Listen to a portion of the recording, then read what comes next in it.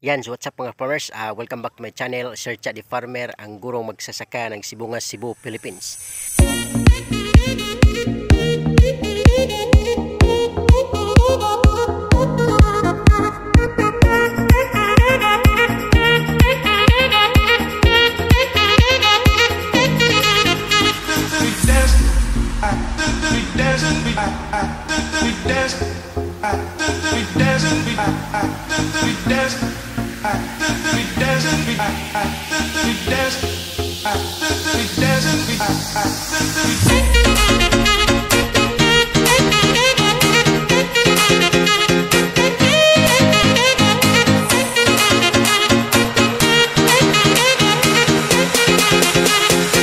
If you are new to this channel mga farmers, please don't forget to subscribe and click the notification bell in order for you to be notified with my coming videos. Thank you and enjoy this vlog.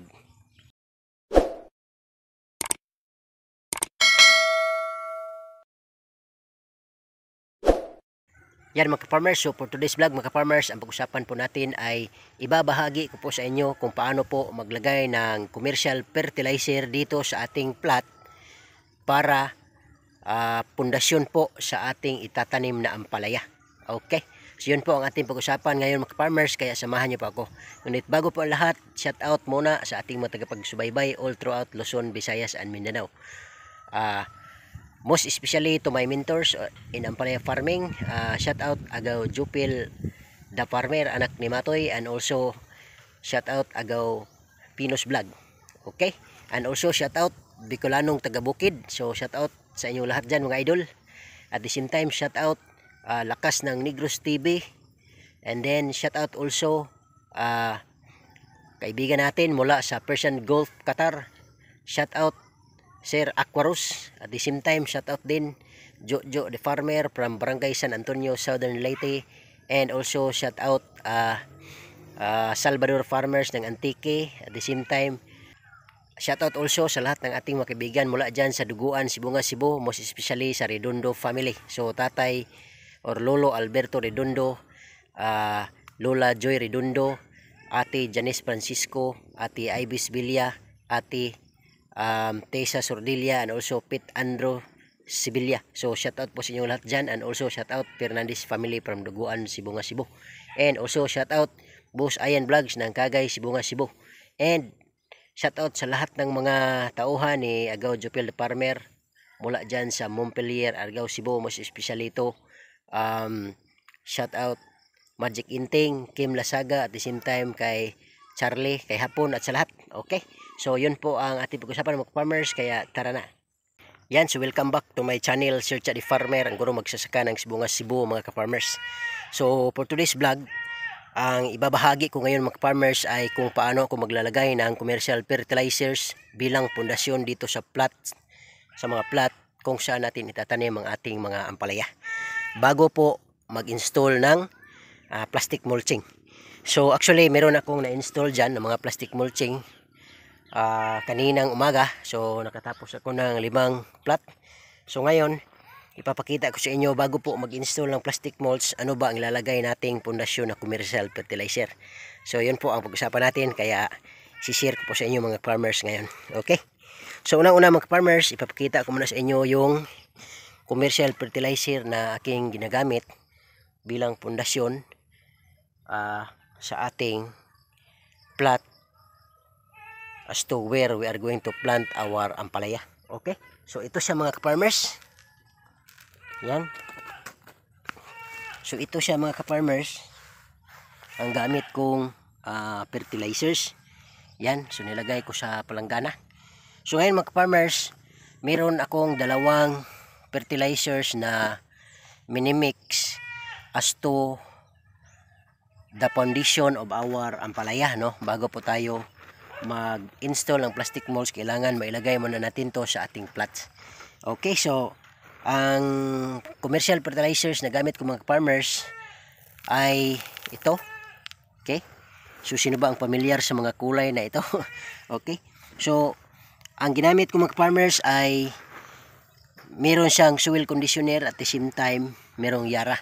So ang gamit ko dito soil conditioner is Dofos.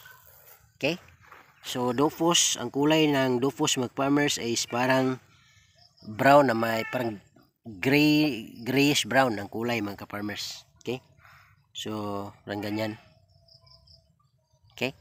At the same time, minix ko dito mga farmers sa Dofus yung Yara Winner. Yan. Yung kulay blue-green ang kulay sa Yara Winner. So, sa mga may mga farm, alam nila to. Okay? So, yun ang commercial fertilizers na gagamitin natin mga farmers bilang pundasyon sa ating ampalaya bago mag-install ng plastic mulch. So, once again, no, ang gamitin natin, Yara Winner at saka Dofus ating imimix. So, ano ba ang ratio sa pagmix mga farmers? So, ang ratio sa pagmix mga farmers is 2:1. 2:1. So meaning 2 kilong Yara Winner mixed with 1 kilo Dofus. Okay? So 2 kilos Winner mixed with 1 kilo Dofus. I-mix tapos yan na ang ilalagay natin sa plat bago mag-install ang plastic mulch. So ngayon mga farmers, i-share po sa inyo kung paano ilalagay ito sa plat. Okay? So tara na.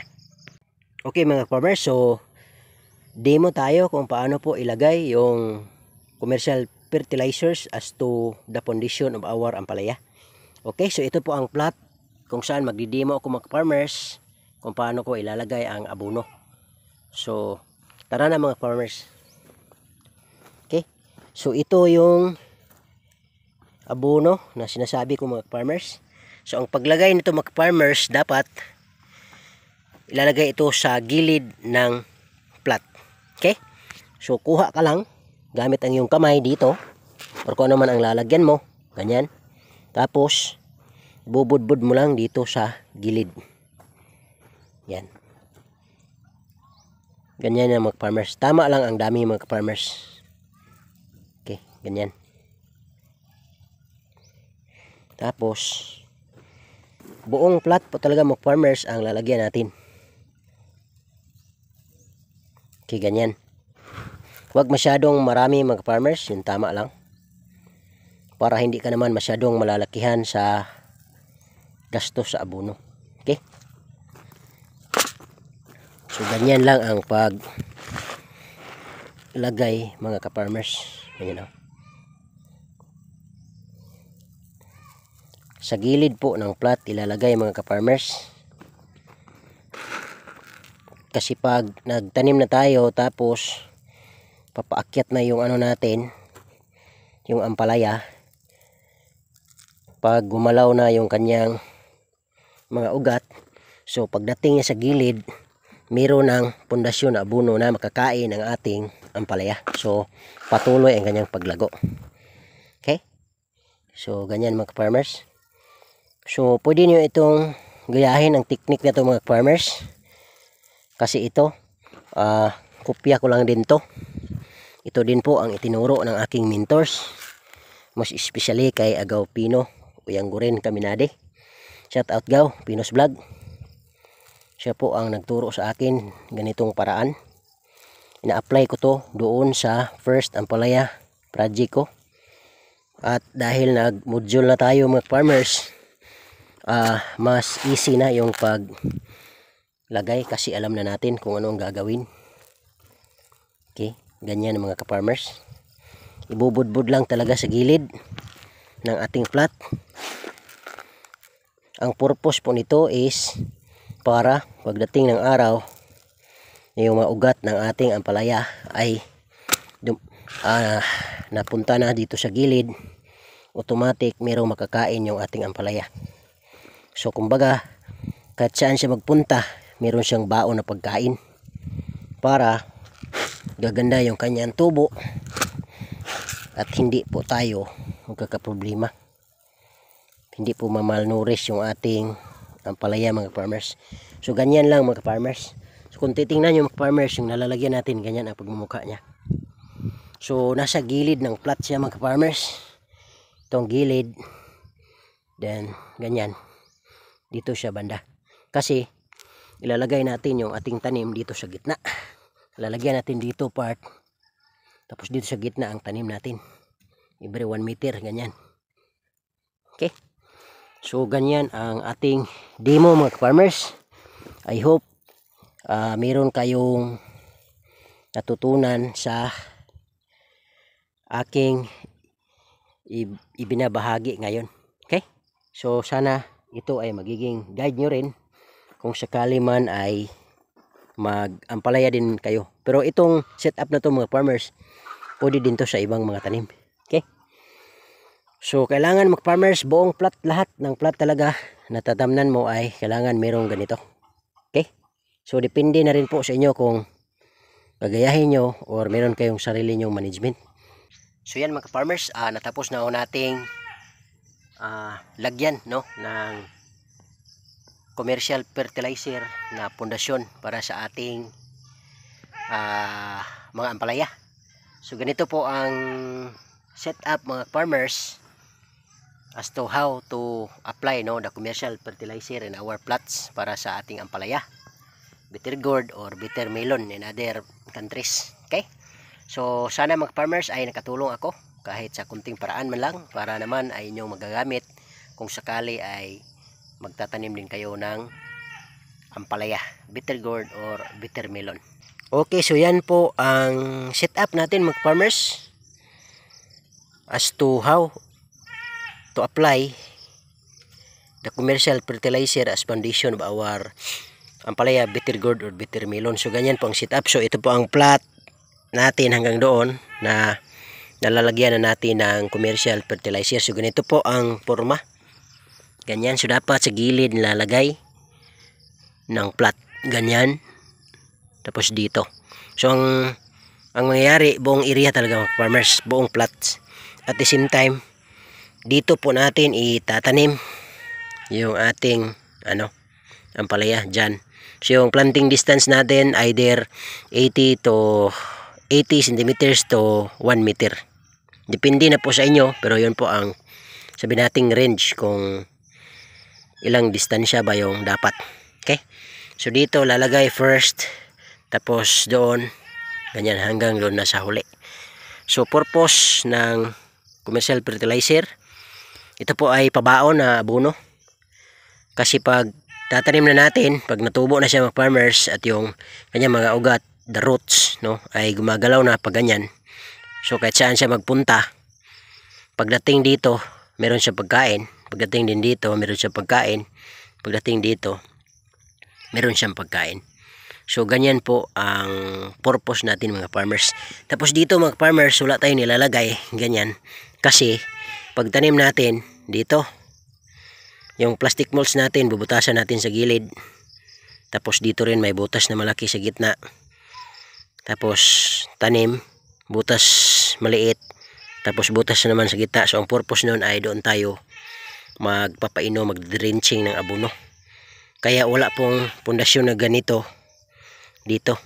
Kasi dito po didilig o ipapakain yung liquid na na abono natin. Okay? So magagawa din ako ng vlog niyan pagdating ng araw. Actually meron ng recent vlogs ako dyan. Pwede nyo ring tingnan. At yun po ang vlog natin mga farmers. Maraming salamat sa inyong pagsubaybay at panonood dito sa aking munting bahay, sa aking munting channel. Sana ay meron kayo nakukuhang kaalaman, ideas and knowledge on how to prepare for ampalaya, bitter gourd or bitter melon farming. Okay? So once again, this is Sir Chad the Farmer, ang gurong magsasaka ng Sibungas, Cebu, Philippines. Thank you and bye bye.